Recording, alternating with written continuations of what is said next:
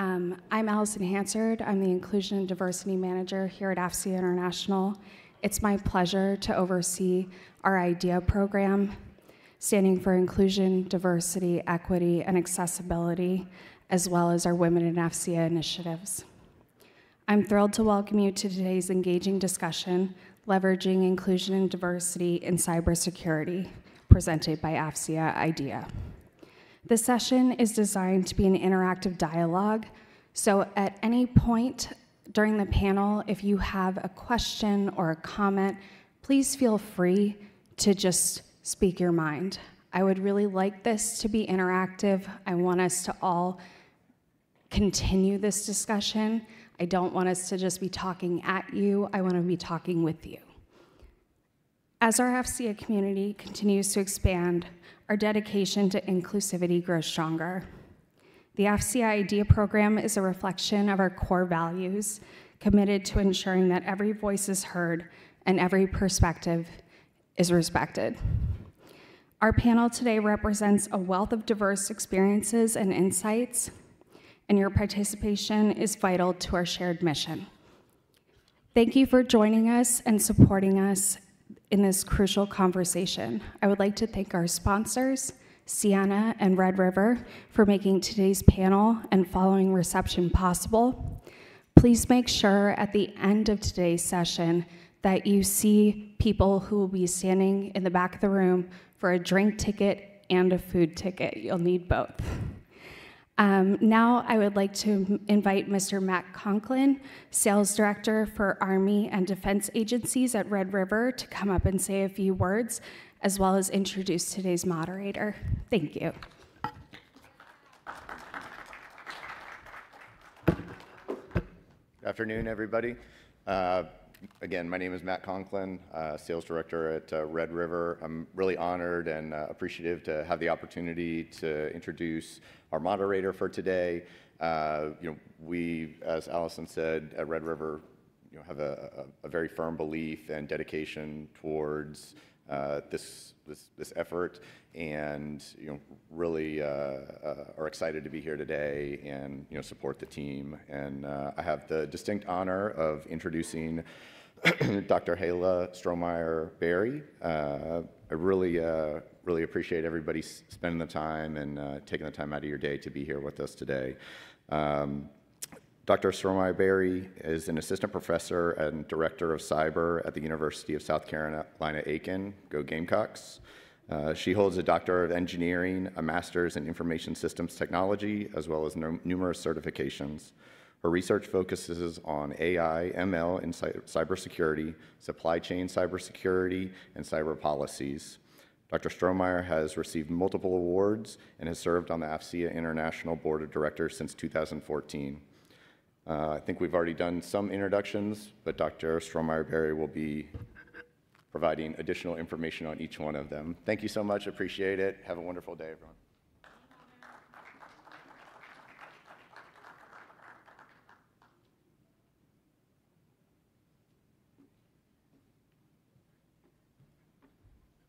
Thank you all for the introduction and for sponsoring our event. It's very, very important to all of us, and I appreciate it very much. I'm going to sit it. Okay. Yeah. So we have a very exciting panel for us today, because I wanted to start in saying that when we talk about cybersecurity and inclusivity, it means different things to different people. So we have a wonderful panel here today that I'm going to have them introduce themselves first, and then we can go ahead and start our wonderful discussion today. So I will start with Sergeant Major Lisa Gandhi. If you please can say a few words about yourself. I'm Sergeant Major Gandhi. I'm the Commandant at the NCO Academy here at Fort Eisenhower. I've been here for about 8 months. I'm actually the first female Commandant at the Academy.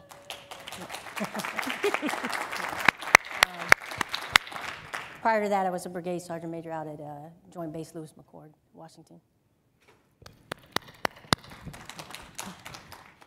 And we have with us also Mr. Kenneth McNeil. I will have you introduce yourself. Okay. First of all, I'd like to thank AFCEA, Lieutenant General Lawrence for the invite. I'm Ken McNeil. I am the Chief Information Officer and Director of J6 for the National Guard Bureau. So I am responsible for over 430,000 soldiers and airmen in the National Guard throughout 54 states and territories, to include the District of Columbia. So that's a lot of diversity, and we have a lot of diversity in cybersecurity. So again, thank you for the invite. Well, thank you. And we have Sable Miller. She can introduce herself. Yeah. Okay, so I am Sable Miller. I currently work at FORCECOM headquarters. FORCECOM's been around a long time, and I'm excited to be a part of the new generation that is leading the charge on cybersecurity and emerging technologies. Very well. Well, thank you all for coming today and participate on our panel. And well, I was talking to them earlier today, and then I started talking about what is cybersecurity. And then it is a big definitions. And when you look at cybersecurity, you don't look at it as a local, but you look at it as global. It is cybersecurity is a global thing for everybody. Your adversary that they attack us today, they are not attacking us from our next door neighbor. They are all over the world. So, which means like every walk of life, every background, it can be involved in cybersecurity. And with that, I wanted to start the panel with the first questions about recruiting. And I know this is a good, very good topic for you, and you have it at heart. So I would like to start with Kenneth to tell us a little bit about how can you leverage inclusivity in recruiting for cybersecurity. Well, thank you for that question. So, you know, first of all, there's the talent pool. You have to be able to go to the talent pool, yes, right? So organizations don't become diverse by just recruiting in a certain area. In our case, in the National Guard Bureau, because we are in 54 states and territories, to include the District of Columbia, we're throughout this nation. And so we do a really good job at leveraging talent in all 54 states and territories, and going to institutions that have a different, diverse population. You can't get to diversity in the cybersecurity mission space if you don't start early. And going to those universities and colleges that are diverse, using HBCUs, historically black institutions, we have to go across the boundary in this mission space. I was just on a CIO trip last week with industry in New York and Boston, and we met with many companies and had similar discussions. And one of the things that, the practice that we use in the Guard and companies are starting to do, you have to go to the areas where there's diversity in this area, and you have to start early, right? And so that's helped us in the Guard, and of course, we have, I think, a little advantage because of how we're organized throughout this great nation. And I would like you to carry the conversation and tell us that from your own experience and what you have seen so far, and how can we leverage inclusivity in cybersecurity. Okay, so we look at things for our team building in the SWOT. We use the SWOT analysis a lot. That is strengths, weaknesses, opportunities, and threats. So when we look at our team before moving forward with a hiring panel, we first identify what is it that we need. We definitely like to look at our weaknesses as a team and opportunities of advancements. If we know that something's coming down the pipe that would require a expertise that we do not have, that's an opportunity for us to hire someone that does have it. So anytime that we're looking to bring someone to our team, we do a SWOT analysis of our team. We look at the opportunities that are coming down, and we try to fill that position. That gives that person a sense of purpose on day one. And it also fills a slot that we actually need. So that's what we do. So being the only service member up here, we're part of the larger recruiting effort across the military, across the Army in particular. So falling in with that mission, but the Army, right, the DoD, we should be a reflection of society. and I think our recruiters do a good job of advertising, in particular cyber and signal. I'm a signal NCO. But the more that we have in cyber and signal, because we're also all recruiters, so every time I go out and I talk to young people about what I do, the more diverse we are within the field, the more diverse the people who are going to be interested in coming in. So I think over time, as the field gets more diverse, then our population that we can pull in, because you need to see that it's an opportunity for you. Just like, you know, when you walk into an organization and you look at the command boards, you want to see people who look like you and know that those opportunities exist. So the more that we get out and show that to the young people that this is a field that's open to everyone as long as you meet the credentials and you can, the background requirements, I think we will continue to gradually grow more and more diverse across the signal and cyber. Yeah, what I have found that the more you have a diverse and group of different background, different expertise, different experiences, especially in the cyberspace, we always come with a strong solution, and solution that will actually help us, because the fight we have right now as a nation in cybersecurity is not with the country next door. It could be anywhere. It goes from all over the globe, from Russia to China to Korea. You don't know where the threat or the attack is coming to you. So if you don't have team members in your team that understand the culture of those different countries, you know, because the way we have seen it, we call it the signature of attack, right? So if you understand the culture and they understand how they are going to do this attack, so maybe we can be ahead and we stay ahead of the game and basically try to stop the attack before even it happens, so at the source instead when it comes to us. So that's why I'm very active about like the inclusivity, because of the different thinking it brings to the table. And I know, Ken, we were talking about that too, that you're really advocating also for the different thinking and the diverse thinking in really forming solutions. So would you like to elaborate a little? Yeah, so, so great ideas are born when you have people that have diversity of thought, right? Yeah. So you want individuals that can bring to your organization in this highly skilled area, different views of, you know, from how you should do things and based on experience. Again, from our perspective, this is and it has to be deliberate, right? Organizations, when you talk diversity in this area, it doesn't start necessarily at the top. Sometimes we say, well, the top leader has to do this. It's the bottom, you know, up approach, right? So it starts at the lower level, right?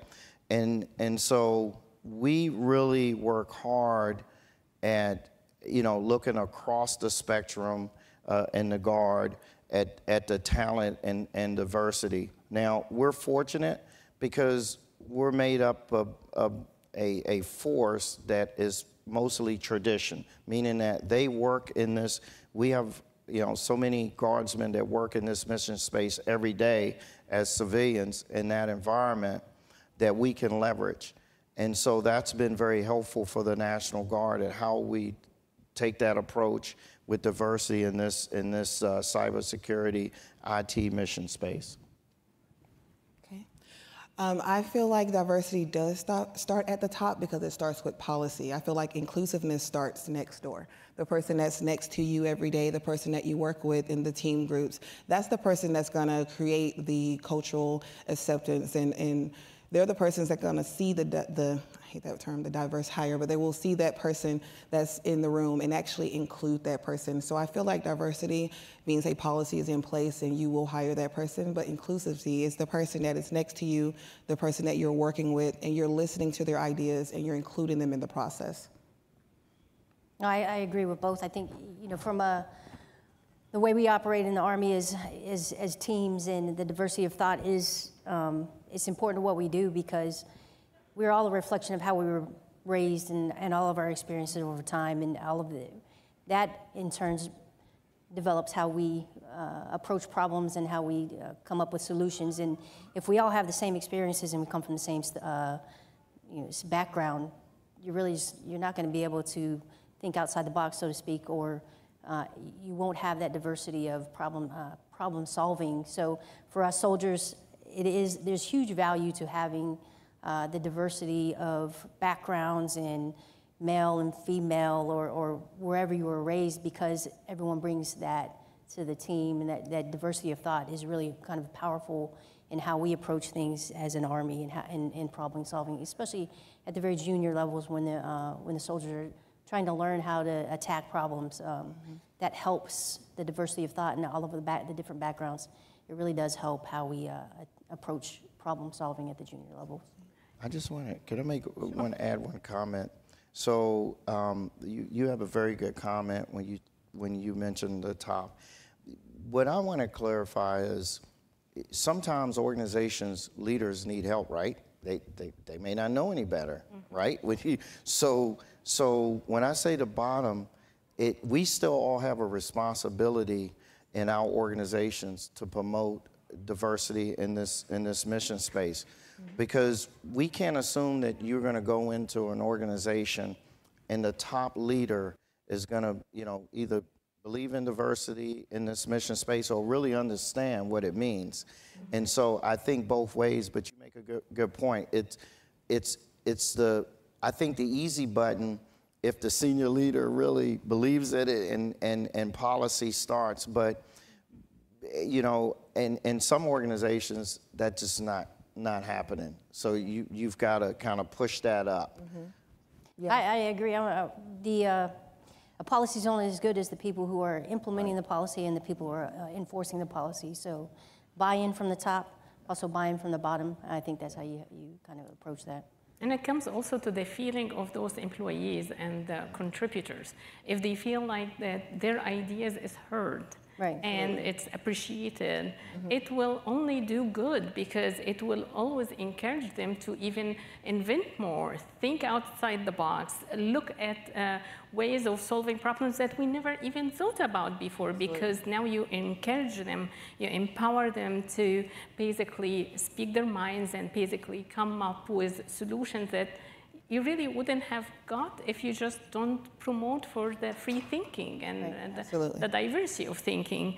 And you're right, it's the tone of the top, always been, and it will always be the tone of the top. I mean, if you see the head of the organization believe in inclusivity, you will see that drill down. If you see them the other way around, you will see that. And if you look at the companies that they are excel in and they keep growing and getting bigger, they have a promotion of a culture of inclusivity. Everybody's welcome, everybody, ideas are welcome. I understand some of the companies, they have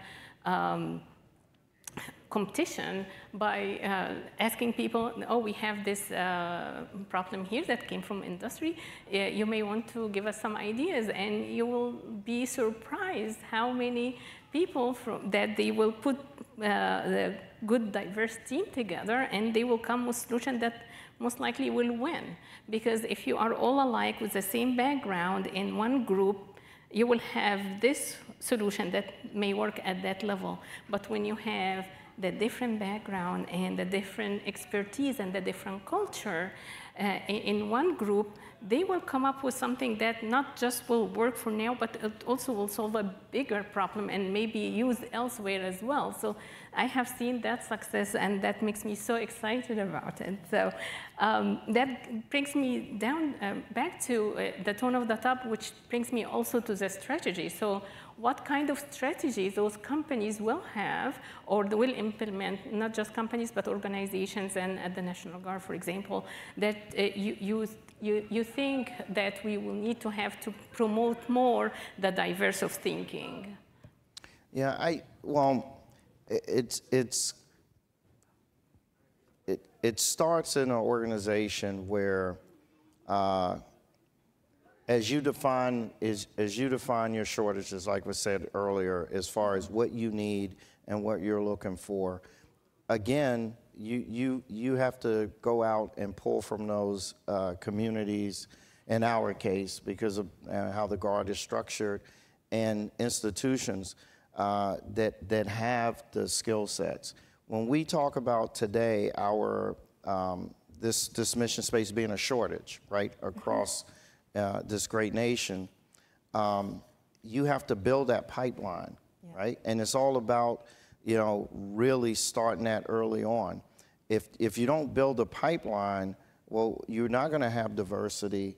You know, you're not going to have, you know, college graduates and individuals with tech skills coming in because you didn't build a pipeline. So you have a small segment that may not be diverse. And so we're kind of focused on building the pipeline, working in the communities, working with universities. Again, we're in the communities across this country, so it's a little easier to kind of take that approach.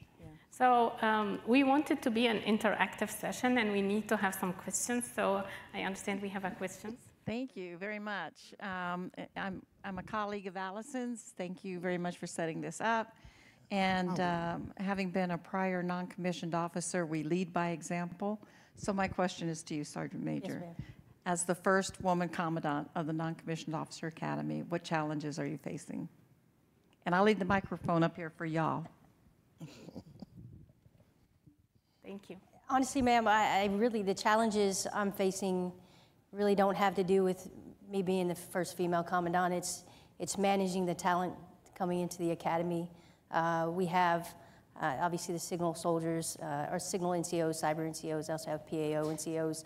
So diversity across what the formation looks like, but also diversity of assignments and their backgrounds, again, tying to, you know, having that example in front of them and the different diversity of assignments. So really not a challenge that I would say I had earlier in my career. I feel very supported by my leadership and, you know, coming in.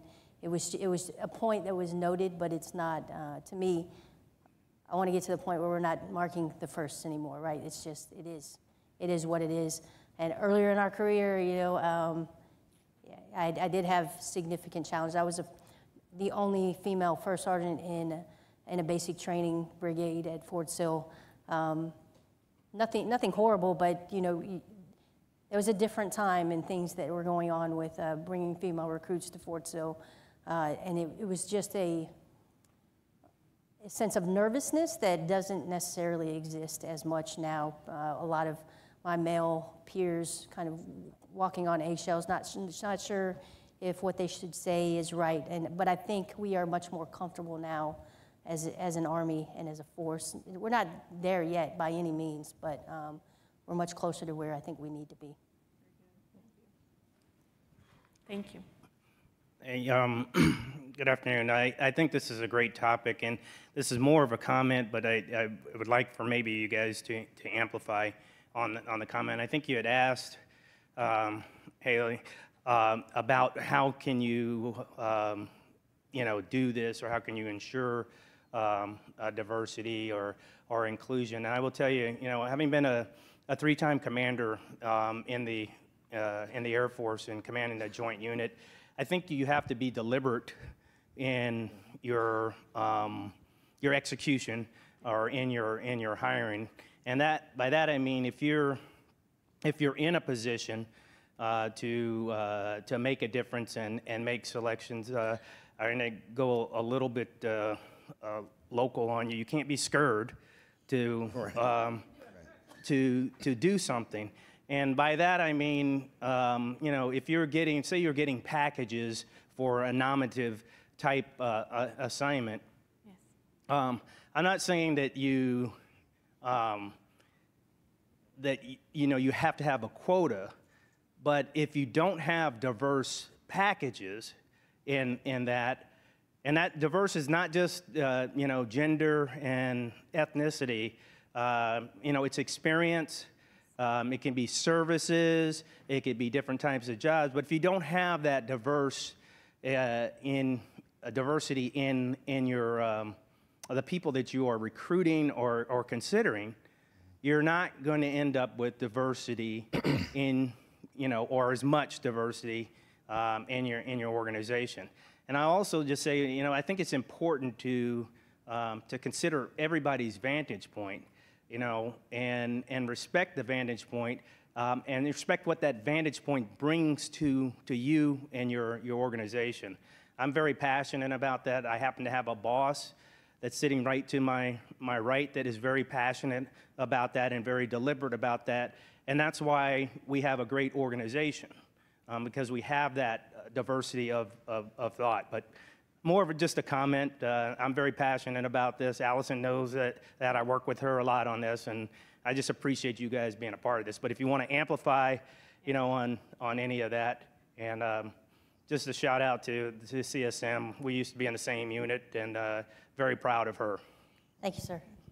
I do have a comment on what you're saying. So I would say if you would like to do a pulse check while attending the UNC Executive Development course, the instructor had something very funny to say. He said, "How do you test if the water's still hot?" You stick your toe in. So he implemented, and he, while he was at Google, a task called floaters, and he would take a person from a different section and he would float them to another section, and they would put their toe in the water. They would attend the meetings and see if they could, you know, just relate with them and bring some type of value and be accepted, and then they do it again another 90 days, and they report that back to a senior leader to see if it's still hot in that section. So I would say, put your toe in the water. The second thing I would say is be intentional about your hiring. Be very intentional about where you are and who you need and what you need in your organization or your business. Everyone wants to fill a spot. Everyone wants to take a job, but just have a real conversation like this is what we're looking for, and I know they're appreciated in the end. So I just want to, you know, add a basic comment that I guess is obvious. First, you have to be willing to talk about it, right? So many organizations look at it as, you know, well, when we say diversity in the area, you know, we're just gonna, you know, hire quotas or whatever. You have to have that discussion and educate individuals. It's all about qualified individuals that have an opportunity that maybe they wouldn't have got their opportunity if you have a small, you know, window or a small, you know, community that you're trying to recruit from. And I say for me personally, as a leader, I was fortunate, you know, to work for, you know, individuals like Lieutenant General Lawrence and learn, you know, that diversity and opportunity, it's about having qualified, you know, individuals that you know, they deserve to be there, right? But it is deliberate. But I find sometimes in organizations, you first got to start having a conversation. No one wants to have the conversation because they're uncomfortable because they think you're just, you know, trying to have a quota. And so I say that because a lot of individuals really think that. They may not openly, but you have to get past that and then have the discussion within an organization. Mm-hmm. And we also start with education. Since I'm a professor at University of South Carolina, I can tell you that in computer science, which I teach, I was surprised to see the underrepresented number of women and that is studying computer science and cybersecurity. For example, I had last year 42 students in my capstone class that they graduating. Only 5 were female. So I think the issue we have is bigger than just the workplace. I think we need to start promoting different kind of profession to female and all other, you know, gender, you know, background, whatever, to everybody. So we need to start maybe. I always say go back to middle school and start at middle school and start promoting. Hey, you can be an engineer, you can be a computer scientist, you can be a cyber warrior, right? So everybody can do that. So we need to get them to believe in themselves that they can approach this male-dominant, if you will, fields, and they will be really successful at it. So I think it takes a village, right? So it takes all of us to make sure that we basically help each other to promote for cyber for everyone. I would say. I like it, cyber for everyone. So, a question? Yes, Ken Flowers, National Guard Bureau. If you were king or queen for a day from your respective organizations or institutions, what immediate changes would you implement for immediate impact? So I'm going to take a stab at that. First of all, I think this is a leadership discussion, right? So, you know, just like any other organization at our headquarters, we have, you know, 1 through 8 and special staff directors. So when you come in, whether you're an SES or you're a general, it doesn't matter. I think this is something that you should be able to have discussions with your leadership about. Mm-hmm. Most times, you know, individuals come in an organization, they're focused on what they're going to have to do to improve or, you know, be successful. But diversity in a particular area is normally the last thing they think about, and unless you're exceptional leaders like I've worked for in the past that really, you know, pays attention to having a diversity of thought workforce. So I look at it from that angle. And you will see that the organization, that the leadership believe in the diversity and inclusion, they excel in their work and achieve way better things than others. So we encourage that. I understand we have some questions coming on the live stream. Yes, ma'am. We do have a couple here in the back. The first question, are there any specific types of training or experiences that you use to grow diversity of thought in your organizations? I'm going to comment on that. It is not a formal training, but what I have with my directors, we sit down and with offsites and we actually have this discussion. I wouldn't call it formal. It's not a class. It's not, but we have the discussion. As a result of that, I like to say, I mean, I work, you know, with a great organization, but we're very proud to say that we're the most diverse organization in our headquarters. And I think a part of it is because we do that.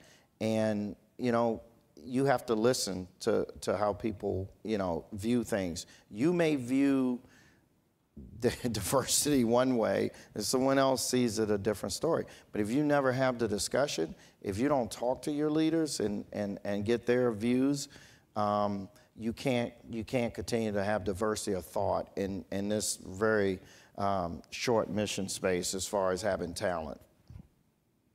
You want to collaborate? I spoke of the UNC Executive Development course, and it is all about being a leader that looks at diversity and how to implement it in your workplace. It is a mandatory course for Forcecom headquarters. It is budgeted and you will go. And I think it's an amazing course. Additionally, I took the Creative Leadership Development course. And I would recommend, if you are looking to have that conversation with yourself and others, to please read Crucial Conversations. It is a great book. And yeah, those are my 3. Yeah, so I too was a graduate of the Center for Creative Leadership. How to do it. And it's a Forcecom program I didn't even know existed. I had an opportunity to go when I was stationed out at Washington.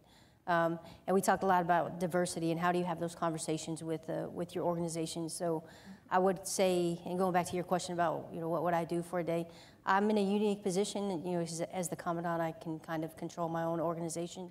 But one of the things I think is imperative for leaders is you have to create a space where your workforce, your formation is comfortable giving you feedback, and you have to be present, right?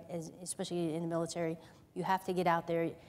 But you can ask the questions, and if your formation is not comfortable giving you the honest feedback, then they're just going to nod their head and say everything's okay. So you have to create a culture and a climate and a space where they know that you're going to action the feedback. You're not just going to take the feedback and say, oh, yeah, well, yeah, that sucks, right? But you're going to do something about it, and there's action behind the words. So for me, that's really where I've gotten a lot of movement at the academy was creating that and buy-in and really creating opportunities for the cadre across the academy, no matter their MOS or background, to participate in working groups to, for little projects.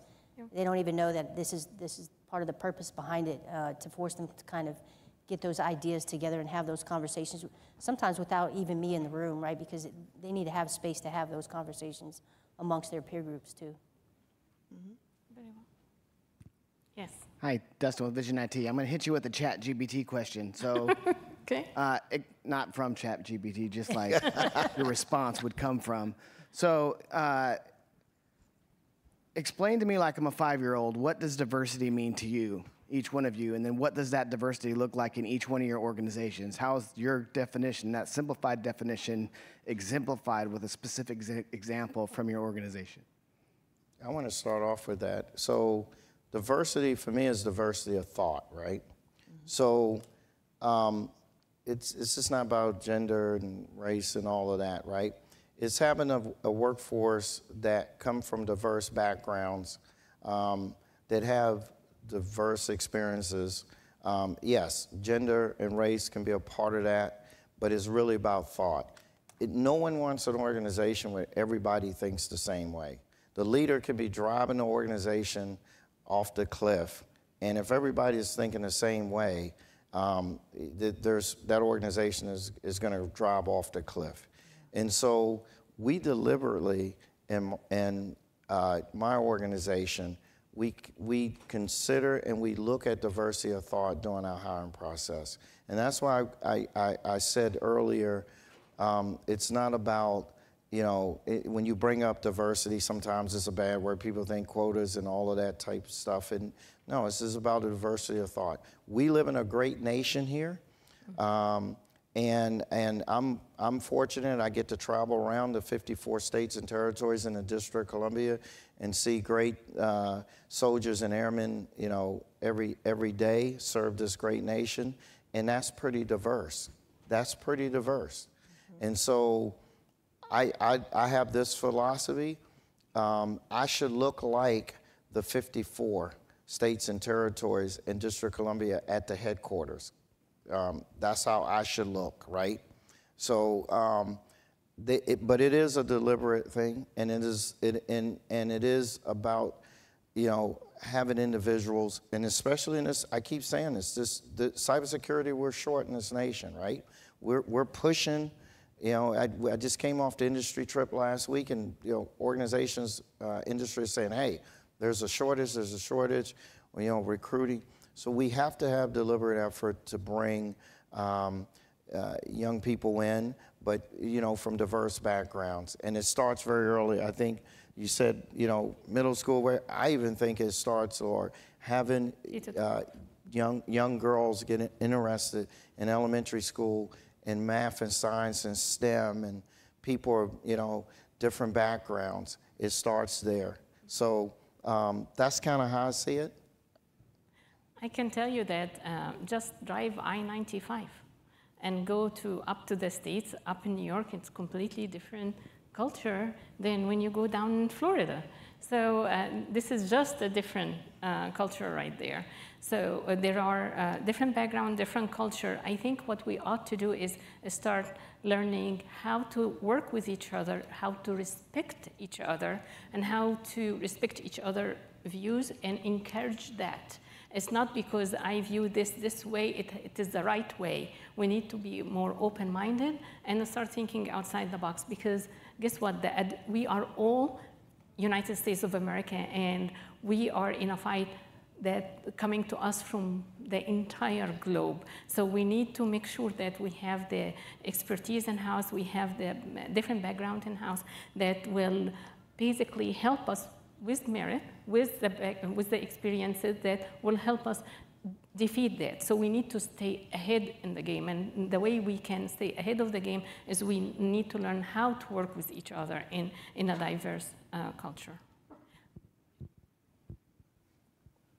Good afternoon, Marina Alvarez.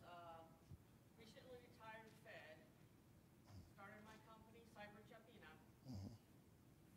How do we do that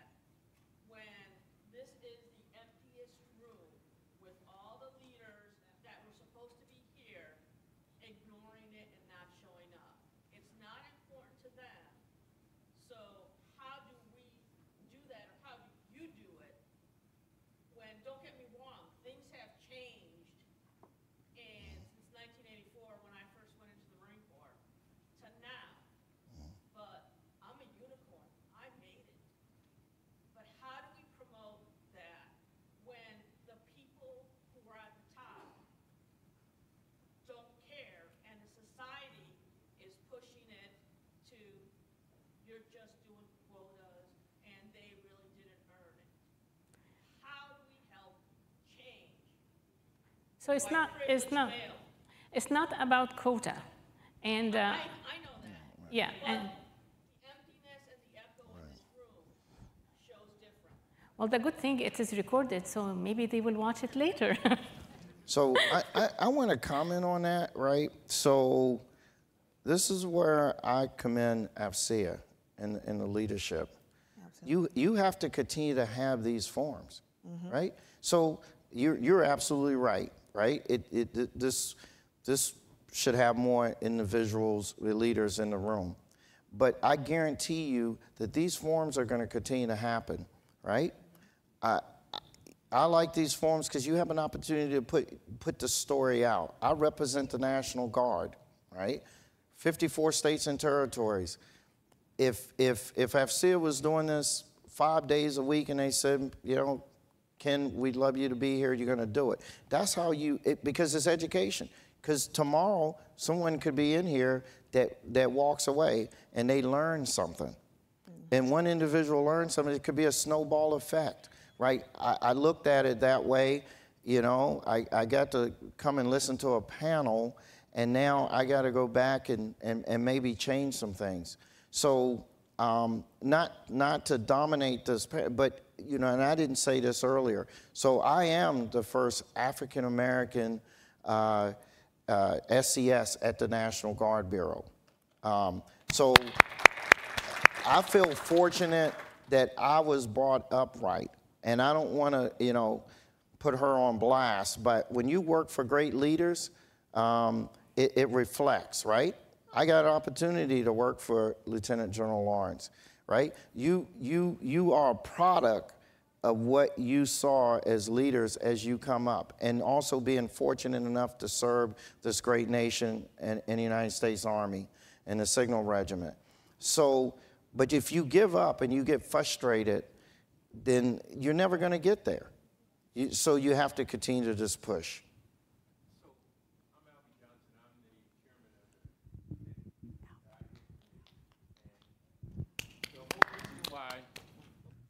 We started the program was to support the commander's vision. And so in that process, what that means is that there are going to be challenging times. There are times, you know, our last event, we had a lot of folks in the room. Yeah. So what's happening now, as you're sitting here speaking, that's the same question I had. We talked about, do we need to change the room or do we change the location? We need to bring the location to the folks, because that's what we did in Baltimore, and they showed up. It was one of the first times that we've had it like that. We moved the location to the engagement theater on the floor, and it made a difference. And so part of it is you got to put it in the view of folks, so day-to-day people that are commuting back and forth will at least stop by and pay attention. So we're working that. It's not perfect, but you know what? The mere fact that we're having the conversation is something that we haven't had in a while. And so this is important. This is important. So why do we keep having it amongst ourselves and not the other people? We try to bring everyone in, but we don't. I don't think we are. Right. I do not think we're having a conversation among ourselves. If we were, you wouldn't be here. Right. I would like to thank everyone that showed up today, and everyone that showed up today now has a responsibility. It's just noise until it becomes knowledge. Each one of you have received knowledge today, so now it's our responsibility to go on and spread that knowledge. The other piece of it is, you know, not only do we do these at the main AFCEA events, but we also do it at chapter events. Our next chapter event we're going to be doing it at is Alamo Ace. Alamo Ace is not something that would normally happen, but we actually put that program on for them so that we can take another piece. And I've got a note, they're asking for 3 things that we'd like to look at. And so we're looking at those programs that we're going to bring to each of these chapters. So we try to we make it a chapter event where we can identify and talk about diversity, you know, on their ground. And it makes a difference when they invite you, because a chapter has invited us. And that's not something that happened 2 to 3 years ago. So. But it also makes a difference globally. Let me tell you something. I told some people in IEEE that I am doing this panel about inclusivity in cybersecurity. Guess what? they asked me to do a workshop about inclusivity in cybersecurity in their conference in December. So we are reaching out there. You may have a small number of people here, but the multiplier is there. We're doing this. This is just, I received the email yesterday. We would like you to do a workshop in the IEEE conference. So we are reaching out to different organizations now, to different outfits, and we are spreading our word out there. So like I said, it takes a village, and it takes all of us to believe in what we're doing, and you will see it works. Yeah. Like you're seeing here the first commandant ever, so that's a great thing. Yes. Yeah, I would say, kind of reiterate what they're saying, is it takes time to change a culture, right? Climate is a little faster, but culture, if you want it to stick, it's going to take a lot of time, a lot of iterations, a lot of larger panels like this, a lot of smaller panels, smaller conversations. We have to continue to carry the water, and you can't let your frustrations exhaust you from continuing to fight and continue to fight to change the culture. I understand your frustration, I do. But the progress is slow, but it is happening. I think we have opportunity to speed the progress up, though. Yeah. We need to continue press on, and we need to continue the mission, because if you believe in it, you will actually basically project it. So, yes. Hi, my name is Molly Pearson, and just to comment on that real quick, I'm talking today, I guess, really is, this is at the international level, and it's wonderful that Susan and Mike and Allison lead from the top in setting these up, and Elvie. I am the IDEA Vice President of the Belvoir chapter, and I'll just say that the room, it isn't always packed, but there's always more and more people that are coming, and they do talk about it after. So you all are making a difference by having these panels and setting these up. And I'll just say that after we hosted a panel in May or April of this year, I had so many people come up to me afterwards, but more so by LinkedIn or text, asking questions or asking for advice or where can I get a workshop. So it really does make a difference, and I wouldn't look at the quantity necessarily, but we just have to keep pushing and, having these. So I think that's just one thing to not get, don't get frustrated with. But Sergeant Major, my question to you is, so what would you say to the military folks in this room, knowing that IDEA is much more than gender and race and that. I mean, it now covers, as I learned in some IDEA training I took, stay-at-home moms or dads, which we have in the soldiers, single dads, single parents, people with that have autism or on the spectrum, a lot of different categories, which probably every single human being can relate to, aging parents, et cetera. But what kind of things would you tell the leaders in this room, in the uniform, what kind of wisdom would you embark on them to encourage these principles within their organizations? You have to lead with empathy, right? You have to kind of put yourself in your soldier's shoes. We are in a different time and space than we were when I joined the Army 26 years ago. And we will not fix our recruiting effort if we continue to lead the way we have when I first came in. Just society has changed. Our younger population has changed and what they expect out of leaders. So I would say, one, be empathetic. You still have standards, and you still have to lead according to Army regulations, but I think we're much better at the human aspect of it now. I had a great sergeant major when I was with Colonel Black at WACA, who, that was one of his things. He said, you got to talk to your people, keep them informed, be empathetic and be sympathetic to their needs. And that's really something that I've carried with me throughout my career. And I think that we do have a lot of different backgrounds in the military, right? And understanding and putting yourself as a leader, but also as a peer, kind of in that space where you're trying to understand where your peers are coming from. I had a leader in my previous organization who the soldiers didn't understand culturally where that individual came from, and we actually I had to bring in the EO advisor as kind of a mediator because she came from Thailand, and her soldiers didn't understand that the way she communicated was just culturally, they thought she was screaming at them every time she spoke, and it was just culturally how she spoke. She was just very upfront to the point. She had a little bit louder voice, right? And it was just, but bringing the EO advisor in and having that round table and saying this is not what you think it is. To put yourself in her shoes, and now you understand also where your soldiers are coming from. But being able to bring that professional into the room and have that conversation really headed off. I have my previous brigade commander in here too. Headed off a potentially bad situation in the brigade because people didn't want to have that conversation, right? And they didn't acknowledge. They weren't even aware of it. I was, because I've been around, different cultures, and I was raised by an Asian father too, so I understood.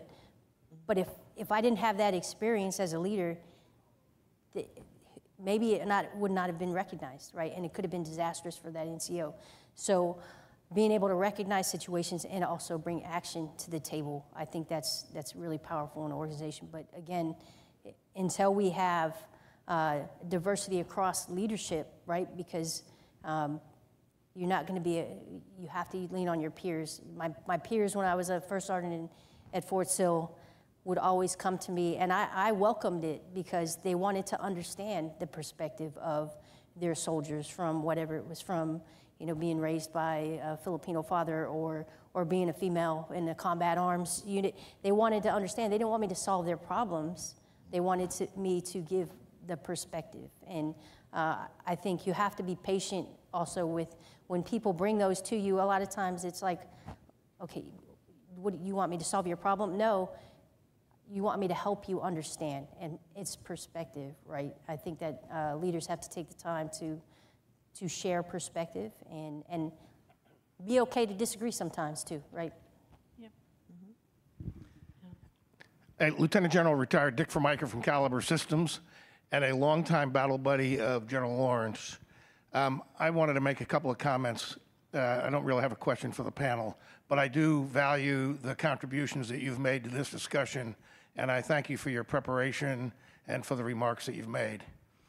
I too am a little bit sad that this room isn't more fuller, but I'm proud of AFCEA, one, for offering this panel, and it struck me and means a lot to me that it's here in the main room. It made the cut to be in the main room. And whether there's 10 people here or 150, I'm proud that this discussion is here in the main room. I agree. Well, thank you. It's very impressive. I'm really, really happy and proud to be part of AFCEA for a long, long time. I'm a life member, and I believe in the mission. And when I asked to moderate this panel, I just jumped on it, and I was like, yes, yay, let's go. So towards the closing of the panel, I would like to leave it to the panelists. If you have a couple of comments you would like to leave us with, please share them. So, anyone. So again, I think these panels are very important, and AFCEA has done a tremendous job. This is the second panel I've sat on in AFCEA. I sat on one in Virginia. We have to continue to have the conversation, and the room, that doesn't discourage me, because when I see the sergeant major, I'm like, well, somebody is listening. When I worked for General Lawrence, I said somebody was listening when she was the G6 CIO. And so we have to continue to have them, but we all owe our organizations to go back and have these discussions, right? I mean, I have them a lot with my leadership at the National Guard Bureau. I think that it's because of our society and how we're made up in this great nation. We shouldn't be discouraged. We should just continue to push. And I encourage AFCEA to continue to have the panels and have different panelists on, in that diversity in thought. So I think this is a positive. I want to comment on the Fort Belvoir chapter, Ms. Pearson. I spoke there at the scholarship luncheon, and it was pretty diverse. And the scholarship winners, I was encouraged because it was very diverse. And I commend what you guys are doing over there. And so, again, I just want to thank AFCEA for having an opportunity to invite and put the Guard's story out there and talk about what we have to continue to do to support this great nation. Thank you. Yes, I would like for every leader, as you're building your teams and you walk into a team room, if everyone to your left and to your right looks like you, ask yourself why. And then see what you can do to fix that. I also like to challenge each one of you to say hello today to someone that does not look like you. Ask them what they do for a living. And I say that because I got this job because someone asked me, what do you do for a living? Someone that did not look like me, someone that I would not talk to, but someone that decided to talk to me. So I would challenge everyone to do that today. Working in ForceCom, I'm very grateful because no rooms look alike, actually. We have a very diverse workforce. I have challenged myself in my life to be a life learner, and I have challenged myself to not see race, to not see an issue, but to see a person and a problem and a person that can help me fix the problem. I do not want to be a part of a problem, but I do seek to be a part of the solution. So I don't only just look at issues. When I took the class, someone stood up and said, I'm on the best places to work committee. I said, we got a committee? The committee is the people that get the anonymous comment box for ForceCom headquarters. So of course I had to join the committee. And when people think their comments are anonymous, they are very open. So if there is an opportunity for us as leaders to receive that type of feedback, I would say take that as well, because then you can identify where the real problems lie. If you have a group of people that are willing to do the best places to work committee, I will tell you a lot of our resolve comes out of that committee. Our General Buzzer sits on our chair and he reads the comments, and sometimes the comments make sense and sometimes it doesn't. But I will tell you, in that room, in that diverse room, with that one chair, we get a lot accomplished and we get a lot of unidentified issues that's making the water a little hot. We get a lot of that answered. So that's my comment. Say again? Put your toe in. Hey, remember it. Stick your toe in it. Is it still hot? You gotta add something to it. Thank you. Very good. I would just say you got to have those uncomfortable conversations, right? Don't shy away from them. And if you're not comfortable having those conversations by yourself, find somebody to be there with you. You don't have to have them one-on-one alone. There are programs, on the active duty side, we have equal opportunity advisors. You also have the R2 Center, and you can find someone to mediate those conversations so it's not a one-on-one conversation. But then people have to leave your personal feelings, right? You have to understand, in order to get the conversation going and to have a productive conversation, you have to put your personal feelings kind of to the side and be willing and able to see life from somebody else's perspective.